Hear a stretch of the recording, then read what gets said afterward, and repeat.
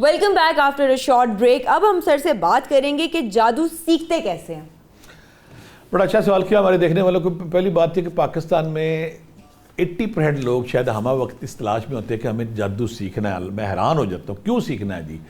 जादू अल्लाह ताला के नबी ने वाज़ेह फरमाया कि जादू करने और कराने वाला दोनों दोस्त की हैं, लेकिन अपनी ख्वाब, अपनी तमन्नाएं, अपनी ख्वाहिशें, अपने इरादे, अपने ड्रीम पूरे करने के लिए, या मनपसंद लड़की, मनपसंद नौकरी, मनपसंद कारोबार हासिल करने के लिए हम चाहते हैं हमें कोई फोर्स मिले, कोई ताकत मिले।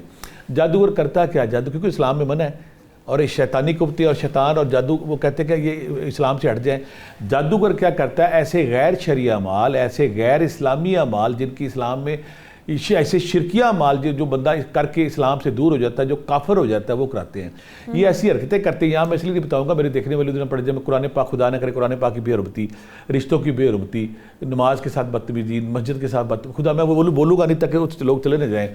यानी कि ऐसे शिरकिया माल, ऐसी गैर इस्लामी हरकतें जो सख्ती से ममानियत है कि नहीं करनी, ये वो करके पहले उन्हें शैतानी कुफ्तों को राज़ी करते हैं, उनकी शैतान और शैतानी कुफ्तों को पहले राज़ी करते हैं, फिर वो कहते हैं कि हम आपका साथ देंगे क्योंकि तुमने हमें राज़ी किया, तुमने अपना खुदा छोड़ा, तुमने अपना नबी छोड़ा, तुमने अपना मज़हब छोड़ा, तो इस्लाम छोड़ के जब हमारे आंगन में आ गया है, अब हम तुम्हारी मदद करेंगे। फिर होता क्या है? जब ऐसे अमल के पास आप जाते हैं और ऐसे अमल चुटकियों में जब काम करते हैं, पहली बात तो 98% तो होते ही नहीं, फ्रॉड होता है। कोई अगर करता है तो फिर पूरा मुआशरा उनके पीछे लग जाता है, डंके की चोट पे कर रहा है। तो ऐसे शिरकिया माल, गैर इस्लामी मार जिनसे शैतान को राज़ी करने के बाद शैतानी कुफ्तों को अपने साथ लगाते हैं, फिर आके मुख्तलिफ इंसानों, मुख्तलिफ कारोबारों के ज़हनों पर असर डालते हैं ताकि अपनी मर्जी का नतीजा हासिल करें। बिल्कुल ऐसे इसी के साथ रुबाब नकवी लाहौर से हमारे साथ मौजूद हैं। जी रुबाब, अस्सलाम वालेकुम। वालेकुम अस्सलाम। सर मुझे सर अब्दुल्ला भट्टी साहब से बात करनी है। जी बेटा। जी बिल्कुल। अस्सलाम वालेकुम सर, शुक्र अल्हम्दुलिल्लाह मेरी आपसे बात हो गई। मैं हमेशा इमरजेंसी की सूरत में आपको मिली हूँ और आपने मेरा मसला हल किया है। जी बेटा। अल्हम्दुलिल्लाह, अल्लाह के बाद ना आपका मुझे दुनिया में सहारा है। जी सिर्फ अल्लाह का करम है बेटा। अच्छा बेशक। सर ऐसा है कि मेरी भांजी जो है उसको कुछ अरसे से मिग्रेन था बहुत ज्यादा। हम उसे लाहौर ले आए, लाहौर में उसका सिटी, MRI और हर तरह के टेस्ट करवाए, न्यूरो वालों को मिले, मेडिकल वालों को मिले, सारे टेस्ट क्लियर हैं। अभी पिछले हफ्ते और इतवार की रात को ऐसा हुआ है कि उसने ना सर दर्द बहुत ज्यादा हुआ, उसे हुआ है आधी रात को, और उसने चीखना चिल्लाना शुरू कर दिया है। उसकी माँ घबरा गई और घबराहट में हम लोगों ने ना सूरह बकरा लगा दी घर में। रात को ही सूरह बकरा लगाई है तो सर जो उसके अंदर चीज थी वो जाहिर हो गई। उसने हमसे बात की और उसने हमें चीखना चिल्लाना शुरू कर दिया। लड़की 6 से 7 दफा बेहोश हुई, उसकी आंखें पलट गई, उसकी बात करने का अंदाज चेंज हो गया। वो हंसे, कह के लगाए, फिर बेहोश हो जाए, फिर उठे, रोए और कहे इसको बंद करो, इसको बंद करो। उसकी माँ उससे बातें कर रही थी, बेटा चुप कर जाओ, बेटा क्या हुआ है? वो कहती क्या तुमने मुझे बेटा बेटा लगा रखी है, मैं तुम्हारा बेटा नहीं हूँ। तुम कौन हो? इसको छोड़ो बेटा, ये मेरी बेटी है। तो वो चीज बार बार ऐसे कहे कि तुम्हें पता है मैं कौन हूँ, और ये जो तुम पढ़ रही हो, ये मैं इससे क्या तुम्हें लगता है काबू हो जाऊंगा? मैं इसको नहीं छोड़ूंगा। इस तरह की उसने बातें की और फिर वो बच्ची बेहोश हो गई। सुबह 4 बजे ये मामला खत्म हुआ है, रात को 1 बजे शुरू होके। उसके बाद हम लोग, वो बच्ची अपने गाँव, अपने घर चली गई है। पीर वाले दिन उन्होंने सुबह अर्ली घर में 92 दफा हाफिज को बुला के यासीन पढ़ाई है, हाफिज बच्चों को बुला के। तब वो चीज दोबारा अपेयर हुई है, लेकिन बहुत ज्यादा अटैक नहीं किया। और रात के टाइम, ईशा के टाइम उन्होंने सूरह बकरा घर में हाफिज कुरान को बुला के पढ़ाई है 9 दफा। तो जब सूरह बकरा पढ़ी गई है, हकीकत में वो चीज उस टाइम ज्यादा वाज़ेह हुई। उसने बताया कि मैं कौन हूँ, मतलब हम लोगों ने बार बार उससे पूछे, सवाल किए। जब बच्ची के अंदर वो चीज आई तो कहा, उसकी माँ उसे बुला रही थी, आयजा कैसी हो, आयजा क्या हुआ, आयजा सर दर्द हो सही हुआ, वो बार बार उसे आयजा आयजा करके बुलाती थी। वो कहती आयजा नहीं हूँ मैं, तुम्हें बता चुकी हूँ, आयजा नहीं हूँ मैं, मेरा नाम अबू बकर है, मैं अबू बकर हूँ। फिर मेरे भांजे ने उससे पूछा, अबू बकर तुम क्या चाहते हो, इसके साथ क्यों हो? तो उसने कहा इसने मेरी चीजों को छेड़ा था। कौन सी चीजों को छेड़ा था? फिर उसने बताया कि ये बहुत ज्यादा पूछने को बताया, इतने आराम से नहीं बताया। उसने कहा कि मैं ये स्कूल से वापसी पे ना आयजा एक दफा किसी दरबार पर, सुनसान जगह पे कोई दरबार था, अपनी फ्रेंड्स के साथ वहां रुकी थी और इसने मेरी चीजों को छेड़ा था और मुझे गुस्सा आ गया। बार बार पूछने पे बताया इन सवालों के जवाब, वरना वो बता नहीं रहा, कह के मारा था और कह रहा था कि इसको बंद करो, ये जो तुम लोगों ने लगाया हुआ है। वो खुद भी कुछ ना कुछ बुड़बुड़ा रहा था। हमने तिलावत लगाई हुई थी, तिलावत पढ़ रहे थे और वो मुंह में कुछ बुड़बुड़ा रहा था। उसमें इतनी ताकत थी कि 3 लोग पकड़ के आयजा को काबू करके बैठे थे, वरना आयजा काबू नहीं थी आ रही। और वो उसको बार बार पूछने पे उसने बताया कि मेरे वालिद का नाम हारून है। फिर वहाँ पे जो दरबार था, जिस दरबार पे वो गई थी, उस दरबार का नाम लेता है, किस दरबार पे कभी तुम लोगों ने नहीं जाना। बच्ची और की उम्र मेरी कितनी है? बच्ची की उम्र कितनी है? मैं तुम्हारी उसी दरबार पे जाके शिकायत करूंगा। उसने कहा कि मेरी उधर शिकायत ना करना। फिर वो रोने तरले। जी सर।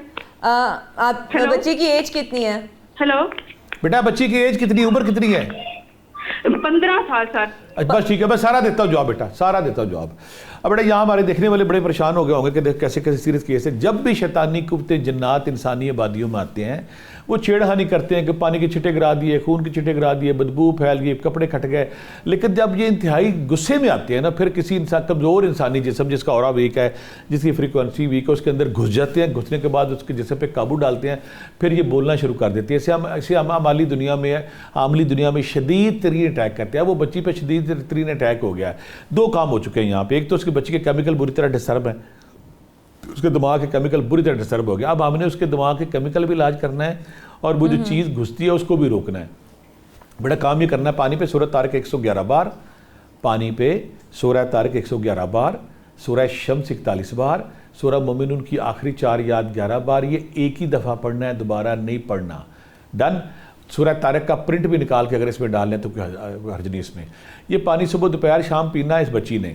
दूसरा काम ये करना है, पानी एक बार दम करना है, इसमें पानी मिक्स करते रहना है। सुबह शाम 41 बार आयतुल कुर्सी इसके माथे और कानों में दम करनी है, सुबह शाम। दूसरा काम।